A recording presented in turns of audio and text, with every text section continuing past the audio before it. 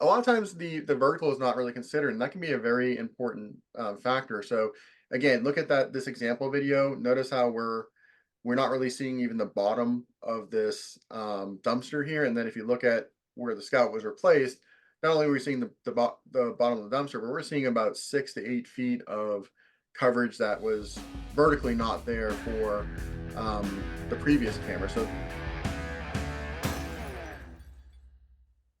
hey everyone, welcome to another episode of In the Trenches Roundtable. Today is going to be a product focus episode. We're going to be talking about our brand new super wide angle camera, the Scout 5.0. This has been a really popular model for us so far. And to discuss it, I've got our expert panel here. We got Michael and Matthew this time. How's everyone doing? Hey Hello, guys, doing everybody. well. Awesome. All right, let's take a look at the topics we have for today. First, we're going to talk about what is the Scout 5.0. We'll follow that up with who should be interested in it. And then finally, we'll talk about use cases and placement. So, without further ado, let's break this thing down. What is the Scout 5.0? What's its major highlights? It's a 180-degree camera. So you see everything. You put it flush on a wall and you see both sides all the way around.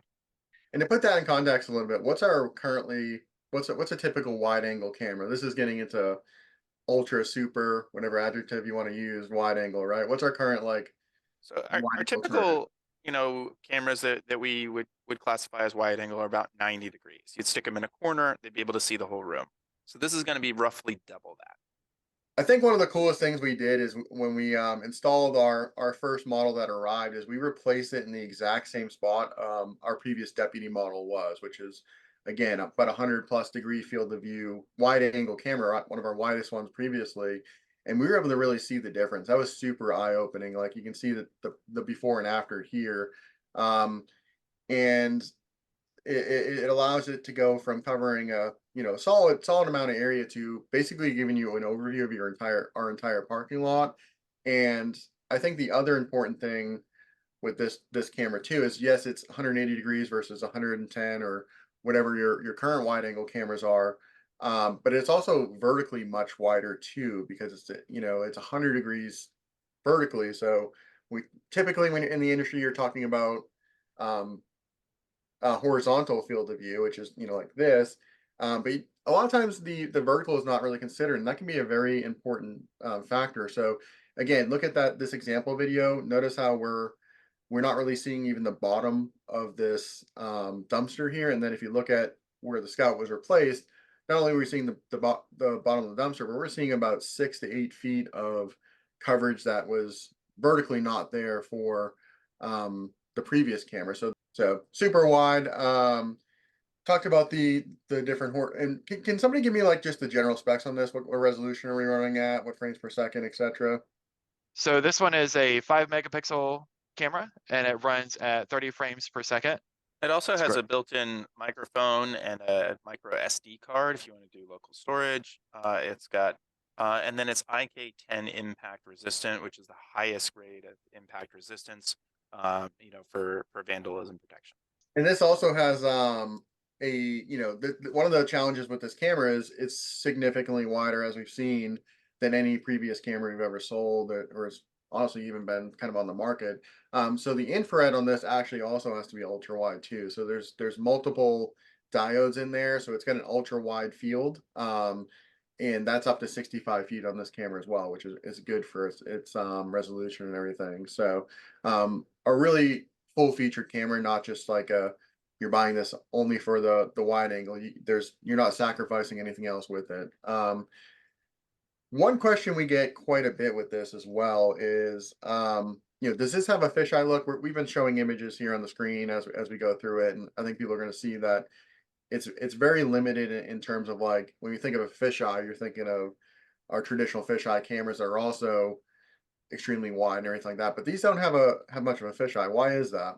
Well, the Like biggest does reason is it's got uh, a fisheye correction built inside of it. It's got 10 different settings where you could set your level of uh,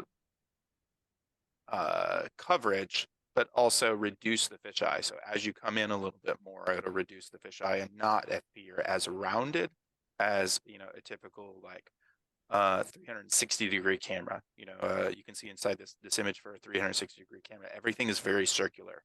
And they call this a fisheye lens because that's the way the fish, you know, see the world. But for this one, you've got a couple different anti-distortion fisheye correction settings that you can use. And you can see a couple of different examples here of different settings, you know, with one being a low amount of correction and a very wide angle view versus a little bit more fisheye correction and straighter view, but not quite as wide. So it's built into the camera to kind of make that image less of a fishbowl effect for it. And we have some options to customize that. If you're sensitive to it, you can adjust that on the camera itself as well. So that's a pretty cool function of it because Yeah, it's labeled as the dewarping level, yeah, and it's dewarping. just a little slider that goes left to right. Because any wide angle camera also has some form of distortion, right? So whether it's even that 110 ones that they sell, you'll see they kind of like barrel off a little bit there. The wider the camera, the more that's going to be prevalent. And this software that's built into the camera does a really good job of making this less visible, making it less distracting to the image, and especially if somebody's going to be kind of monitoring this as a live camera, because I think that's one of its best functions. If you have somebody who needs to see a wide area, especially a decent amount of time to be able to see that, that's one of the best cameras we have for it. So, which, unless we have anything else, I think that really segments us right into the who should. I would bring up one more thing, just a quick reminder if you new to our brand or just new to cameras in general. The wider that you go at the same resolution. So if your resolution is 5 megapixels, whether you're at a wide angle view or a narrow angular view, your pixel density increases when it's more narrow. So you'll be able to see further. You're able to, have more clarity at a license plate or a face. The wider that you go, you're essentially stretching those pixels over a larger geographic area, and that is decreasing your pixel density. So this is not a long-range camera, and it's not going to be something you'd want to utilize for that. This is a wide-angle camera. Those things are opposites. A great point. I think we can hit that as well on some of the use cases thing, but this is not really a detailed camera. This is something that you're going to be potentially using in conjunction with other cameras to capture, more narrow areas, or, something just to give you that overview of a larger area. So don't look to get like license plates with this one, for example. It's not going to be a very good application for it. All right. Well, I think that's a good segment. I think that's a good segue, I should say, into who should be interested in this. This is a wide angle camera, widest camera that we've ever sold, really. What industries or you know problem solution kind of who's looking for this one? A wide range of people, honestly. Universities, gas stations, warehouses, anywhere where they can use one camera to cover a whole lot of space and not have the distortion levels like a 360 camera would have. So you can cover a lot. So talk about the gas station a little bit more, like or any of those ones individual. Like what a gas. Why would this be more useful for a gas station compared to maybe a traditional turret camera? Well, number one, you're going to see full 180 degrees. So if you're putting one of these over your entrance into your business, you can see the entire walkway in front of it. And as people get closer, you're going to be able to identify them. You're going to be able to see out and maybe look at your pumps. Of course, hopefully your pumps have, extra cameras looking at them individually, but you can look at the one and just get a bird's eye view pretty much of what's going on in your entire parking lot. It's a great thing to do.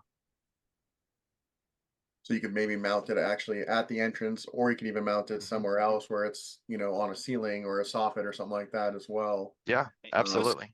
Most gas stations have essentially a rectangle for their building, and then apart from that rectangle, they've got closer to the road, they've got the pumps. One of the big challenges for the gas station is you often want to see the pumps, but there's no real building connected to it, and you can't really go under because that's where your gas tanks are. So how are you going to get the cable from point A to point B? And this is one of the reasons why a camera like this can be really great. Is you could put it on the front of that building, be able to see everything in front of you. You don't have to try to triangulate. How do I get two cameras looking both like this to be able to see my gas pump? You could just put this right on the door and be done with it. And I think that second part is something I want to really draw out about it. Is like who should be interested in it. Anybody who wants to save money on cabling, because if you've got two cameras on your different sides of the building and they're both looking like this, you've got to run a cable from wherever the NVR is to both sides of the building. If typically a gas station is going to have like a camera right at the door because they want to be able to figure out how tall is somebody. They've typically got that height strip there, so you're already running a camera right towards the door to capture the person coming and going. And now you've got that previous mounting location that wasn't really viable when you had two 90-degree cameras because you had to mount them on the two sides of the building. You can still put the camera right there. That's going to save you a lot of money in terms of getting the cable from point A to point B. Yeah, and labor costs, that's important because even now more than ever, because labor prices are so much more expensive. So this can almost, in terms of an overview camera, replace the role of potentially two cameras. So not only are you potentially saving money on hardware, but you're saving on labor, installation costs, and even complexity. Sometimes, if you one of the examples we've used for some of the fisheye cameras are like hallway intersections, and this is one that could potentially fit in there decently well too. But if you have multiple situations where you're replacing two or three cameras for one camera, you're also reducing your camera count, which is going to reduce your NVR count, which lower the cost on the NVR. It's going to reduce the storage you need. So overall, it's going to make maintaining that system significantly easier. So anytime you can do that, there is an advantage to that. And I think one of the cool things about the Scout is that there's not really a sacrifice. Some cameras out there, they'll do like stitching multi. I think there's ones out there that do multiple lenses, and they try to stitch them together to form one channel. And there's generally some oddness with those. You'll see where people disappear in the middle of them, and Yeah, it's um, got that overlap area that's yeah, not it just great. yeah, Yeah. and I think there's some oddities there. They're not really good. Those ones especially aren't good for like shorter range because that gap, the longer the closer you are to the camera, the more that gap is visible. And there's really not, you don't have to kind of think about it as much as some of those other 360 cameras and stuff like that. This one is a very general use. You can use it in the same capacity that you used all your turret cameras previously. You're just going to get significantly more coverage out of it. Yeah, let's expound on that a little bit more. Of like, let's say you've got two different hallways and they form essentially a cross.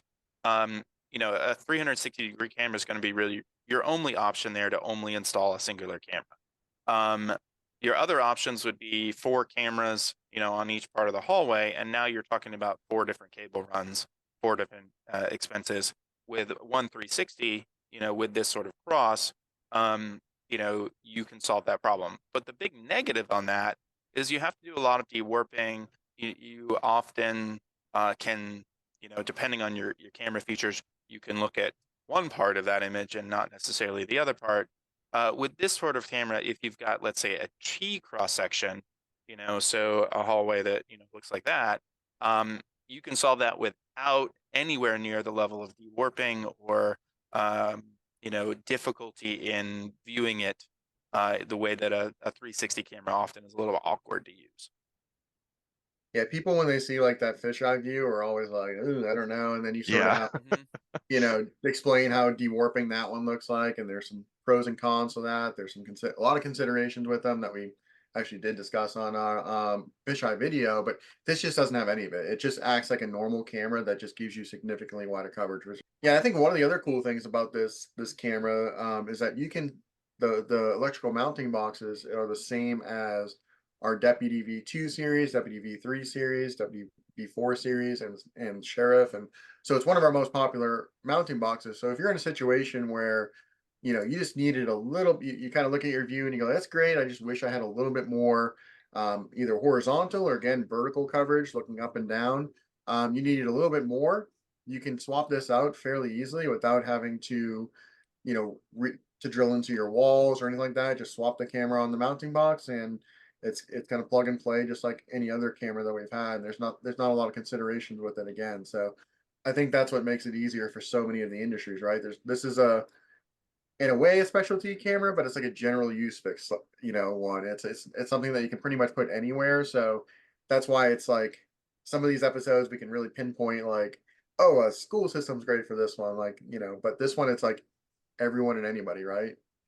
Well, I mean, I think Yeah. that's a good time for us to talk about like placement. Like, Yep. if almost any industry can use this, where would they use it that would make sense? Yep. I think your idea for hallways, the front of businesses, yeah, I mean, anywhere you want to just look out at a very Park, large area. parking lots. One of the Mhm. big challenges on parking lots is the number of cameras you need to be able to see every single space to make sure you're not having like an accident, or, some sort of stalker issue or something. Parking lots are pretty dangerous areas. Um, this allows you to get a wider angle of coverage, and that's really great. Especially like, let's take the idea of indoor parking. Like, you often have the car in the way when you have cameras, so you end up having to install lots more cameras. And if every camera was a lot wider, the risk of, oh man, I couldn't tell what happened here because I got a great video of the car in the way. Um, it really gets reduced in terms of that problem cropping up when you go to review the footage. You can actually reduce your camera count and actually get a more effective view, because then you can introduce like a varifocal camera into the mix to kind of get those hot spots where the entrance is of the parking lot.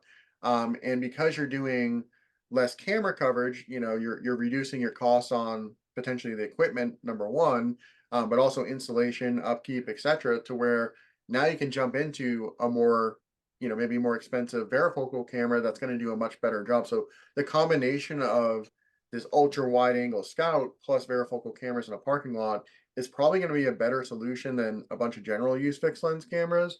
And it might actually even be more affordable in that case. So this allows you to elevate your solution beyond general coverage because of, the I flexibility. think Yeah.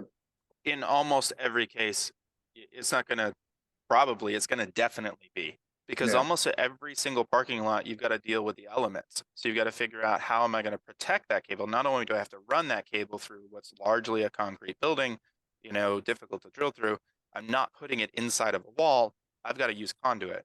And so anytime you can reduce the number of cable drops, you're radically changing your installation costs and reducing it, because you don't have to run the cable, but even more importantly, you don't have to do all the labor to install all the conduit.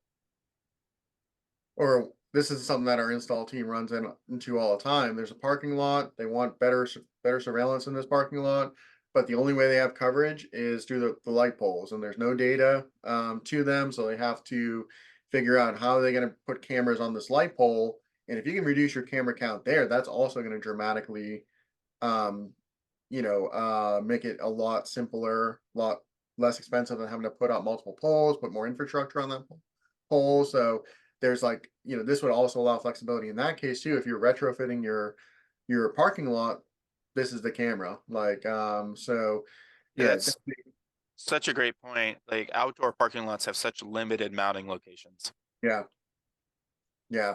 And this could cover, a large portion of your parking lot, which is one or two of them on a pole. So with good observation details. So um yeah, any One that came to mind was a church, and they were, they had to use fewer cameras. I think they actually bought a PTZ to go along with there. So like your varifocal, example there, they did get a indoor only PTZ just to put along with it. But yeah, the Scout was covering the entire indoors of the church, which was great for them. Yeah, I would also add that anybody with a green space, you're going to have a ton of industries that have that. You're going to have soccer fields at your kid's school. You're going to have, the lawn on your university. In a nature center, you're going to have lots of things. It can often be extremely difficult to get adequate coverage for those locations that are outdoor, because again, there's nothing really to mount it to. You have very limited options of where you can place cameras, and being able to see 180 degrees from every one of those locations significant improvements and less cameras per mounting location. And I think our feedback so far on this camera, it's sort of, we knew it'd be a pretty popular seller, but it's really people are seeing the value in this very quickly. It's Like, so popular, dude. yeah, Like, it's blown our mind a little bit. yeah, It's been great. it's And crazy. yeah, anything else we want to add to the placement and use case examples? I'm good.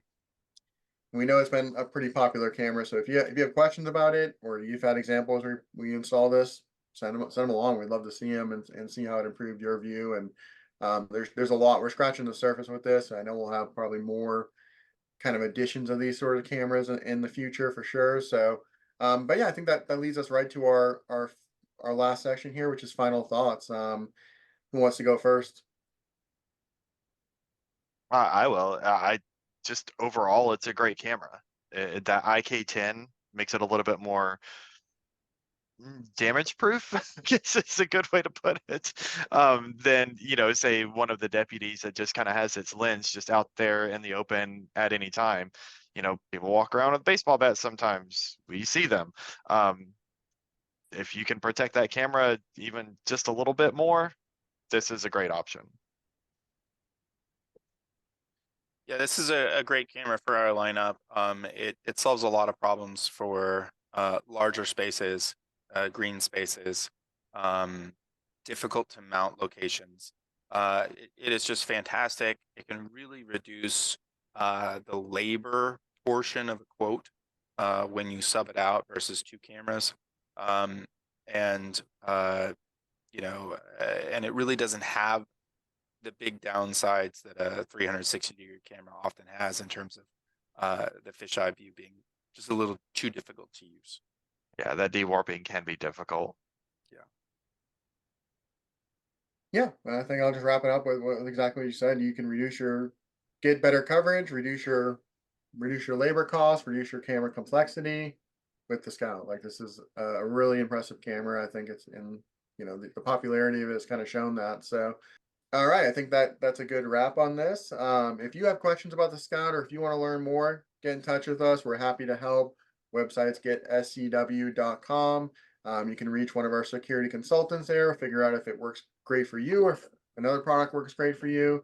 All the links will be in the description below as well. So if you want to learn more about some of the topics we discussed, like fish eyes, will be in there as well. I want to thank Michael and Matthew for your time, and we will see you on the next one. Take care. It's great to be here. We'll see you guys Thanks. later. Bye.